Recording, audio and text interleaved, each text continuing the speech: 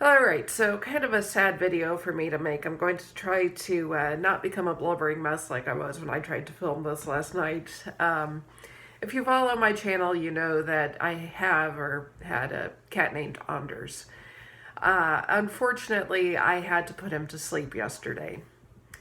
I am kind of going through periods of grief mixed with periods of denial and periods of numbness.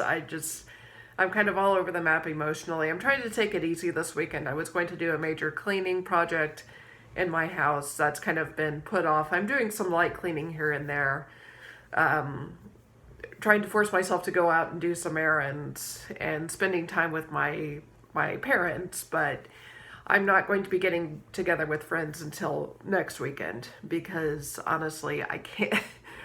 I never know when I'm going to be hit with a crying spell, and I kind of want to get past that before hanging out with friends and trying to be more social. So, I've had Anders probably for about 15 years.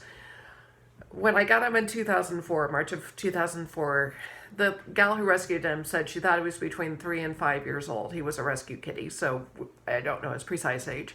The vet agreed that he was probably in that age range. And when I moved up to Chicago in 2006, in any of my apartments did not really have air conditioners. I had a small window unit, but it had started blowing out fuses every time I would turn it on. So didn't really have a way to cool the apartment, and I always felt so bad because he was starting to, as I lived there for 11 years, get up there in age, and I could tell that he was struggling.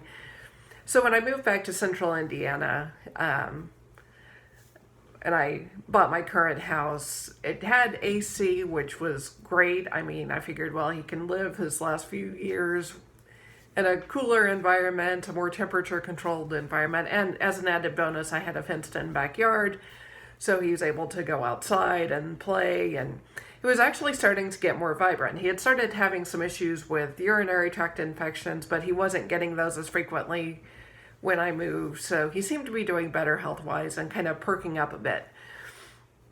But then within the past year, he's developed hyperthyroidism, and he would not touch his food if I mixed his medicine, which by the way was chicken flavored. I paid extra for that, but he didn't want to eat the food if it had the medication in it. So I just figured, well, he's losing weight, so I will just try to feed him as much as I can, get him to eat as much as he can, and, get back up to a healthy weight. And he did. But over the course of this past year, he started losing weight again, and I could tell that he was getting thinner.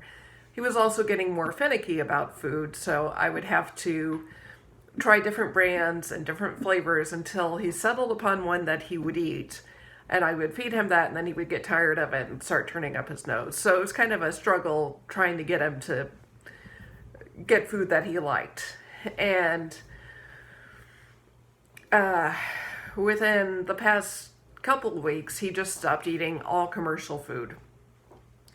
Now I have some chicken on hand that I had cooked, which was totally unflavored. There weren't any bad spices on it that can react badly with cats, like garlic and onions can. It was completely unseasoned. I cooked it up and I gave that to him.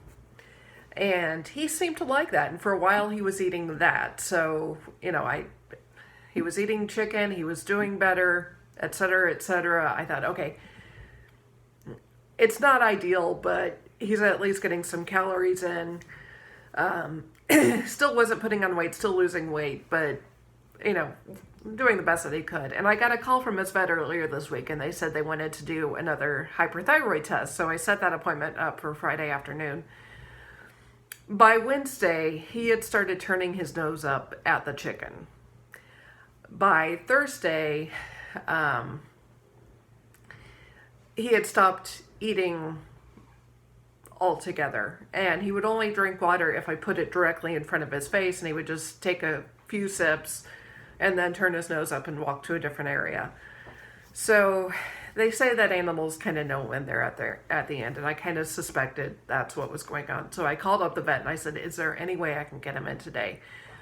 They weren't able to see him Thursday. They didn't have any time, but I was able to get him in Friday morning, which, it was only 6 hours earlier, but I figured That's at least 6 hours that I can get him treated or find out what's going on. So I went in and I was talking to the vet, and I started saying, I don't like seeing him suffer.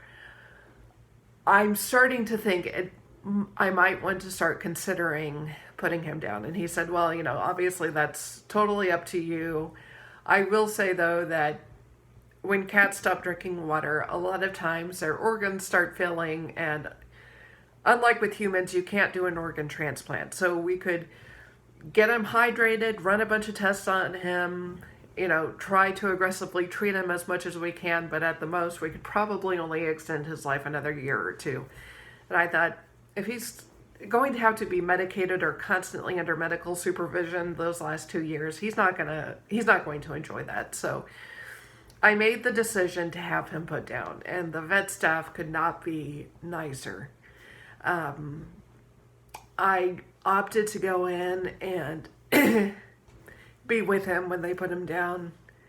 And it was in the surgery and recovery room, and there were 2 kittens who had just gotten over spay and neuter surgery, and they both kind of perked up and looked at him like they knew that something was going to be going on.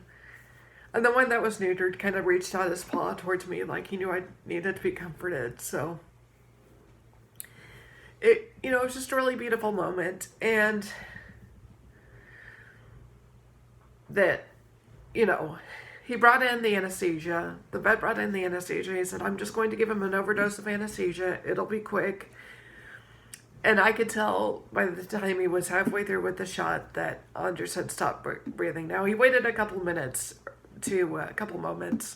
I'm not sure how long, to check for a heartbeat, but I could tell by then that he was gone. So I'm waiting to get his ashes back. I have a little memorial area set up in the kitchen, which I know it sounds goofy, but you have to remember every morning I would put him in the kitchen at night because he did have those urinary tract issues.